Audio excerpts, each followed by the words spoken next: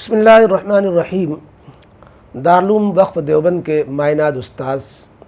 حضرت مولانا نسیم اختر شاہ قیصر، جو مولانا اظہر شاہ قیصر رحمۃ اللہ علیہ کے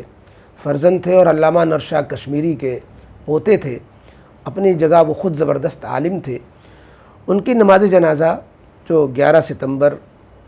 2022 میں دارالعلوم دیوبند میں پڑھائی گئی اور ان کا جنازہ لے جایا گیا، تو جم غفیر تھا اس جم غفیر میں جو لوگوں نے ویڈیو بنائی،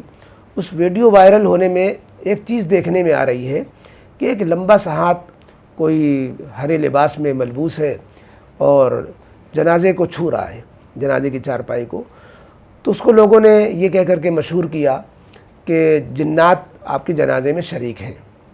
تو مولانا نسیم اختر شاہ قیصر رحمۃ اللہ علیہ کہ جنازے میں جناتوں کی شرکت کو لے کر پھر لوگوں نے خوب موضوع بحث بنایا، اس کو ویڈیو ڈالی اور کچھ نے تائید کچھ نے تردید۔ مولانا طیب صاحب ہردوئی کے ہیں، انہوں نے یہ ویڈیو ہم کو دکھلائی اور ان کی اپنی رائے تھی کہ جنات ہی ہیں۔ بہرحال جنات ہو بھی سکتے ہیں، حقیقت کیا ہے اس پر کافی لوگوں نے تبصرے کیے اور دونوں طرح کی باتیں آئیں، سوال بھی آیا، تو ہم نے کہا کہ اس پر اظہار خیال کر لیا جائے۔ آخر کا خیال یہ ہے کہ شرعی اعتبار سے نہ یہ کوئی ناممکن چیز ہے نہ ہی حیرت انگیز ہے۔ صحابہ کرام رضی اللہ تعالیٰ عنہم کے جنازے میں فرشتوں کی شرکت تو بہت معروف بات ہے، بکثرت روایات ہیں، اور دیوبند میں جناتوں کی رہائش اور جناتوں کا تعلیم پانا، ان کے رہن سہن کے بھی بہت سے واقعات ہیں۔ اگر کسی جن نے انسانی شکل میں شرکت کر لی ہو تو یہ کون سی ایسی بات ہے جو خلاف عقل ہو یا خلاف شرع ہو؟ جنات کی شرکت کوئی منصوص بشارت لیکن نہیں ہے۔ یہ سمجھنا کہ جنات شریک ہے لہذا کوئی فضیلت ہو گئی، اس کو نیک فال تو کہہ سکتے ہیں کہ جنات بھی گویا غمزدہ ہے، وہ بھی جنازے میں شریک ہے، لیکن جنات کی شرکت کو کوئی منصوص بشارت نہیں مانا جا سکتا کہ اس کو باعث فضیلت سمجھا جائے۔ اللہ پاک نے جنات کو الگ سے البتہ قدرت دی ہے، ایک ہوائی مخلوق ہے جو مختلف شکلوں میں نمودار ہو سکتی ہے اور وہ انسانوں سے بعض دفعہ ان کے زندگی میں تعلق بھی ہو سکتے ہیں، تو من جانب اللہ اسے یہ جب قدرت حاصل ہے تو وہ اگر انسان کی شکل میں آ گیا ہو، شریک ہو گیا ہو اور وہ جنازے میں اس نے شرکت کی، جنازے کو کندھا دیا یا ہاتھ لگایا، تو اس میں کچھ بھی حیرت کی بات نہیں ہے۔ اور جب زندگی میں جو انسانوں کے ساتھ آ سکتے ہیں تو بعد وفات بھی آ سکتے ہیں، اور زندگی میں شرکت کر سکتے ہیں تو بعد وفات بھی شرکت کر سکتے ہیں، لیکن یقین سے کوئی بات کہنا پھر بھی مشکل ہے۔ بڑے سے ہاتھ دیکھ کر کے، لمبا سا ہاتھ دیکھ کر کے صرف ہی نتیجہ نکال لینا، آج کل تو عجیب زمانہ ہے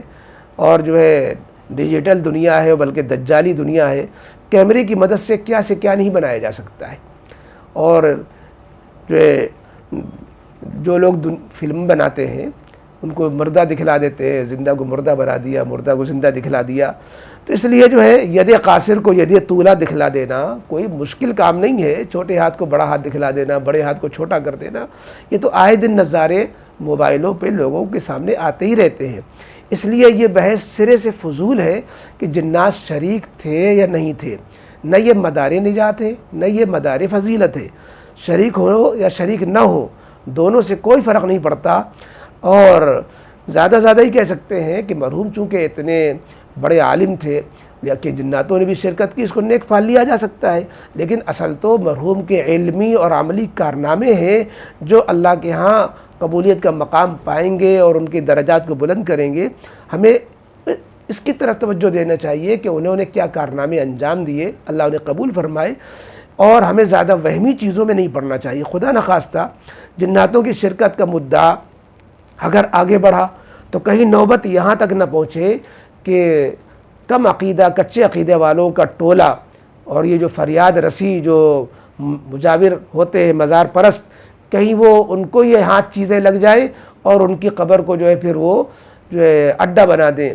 فریاد رسی کا، اور مجاوروں کی وہ آماجگاہ بن جائے۔ اس لیے ہمیں اس طرح کے واقعات کو کنڈم کرنا چاہیے، اس کو جو ہے بہت فروغ نہیں دینا چاہیے، آگے بڑھانا مناسب نہیں ہوتا، اور اللہ پاک سے دعا کرنی چاہیے اللہ تعالیٰ مولانا مرحوم کے درجات کو بلند فرمائے اور ان کے کارناموں کو، ان کے حسنات کو قبول فرمائے، سیئات کو معاف فرمائے، اور ہم سب کو اپنی اپنی فکر کرنی چاہیے۔